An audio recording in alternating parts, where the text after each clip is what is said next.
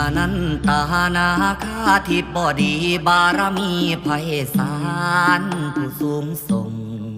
องค์ยศมันโสพันผ่องใสองค์ศรีสัตนาคมหาพีเดโชพยาศรีสุโธเกียรติระบือกองไกลองค์เพชรพัทราราชสิริชุมโสพินองค์พญามุจจรินทวินทำนำผัดไทย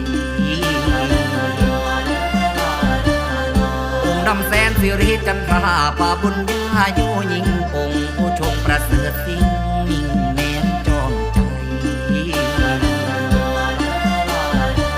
องค์ขันตสีเทวา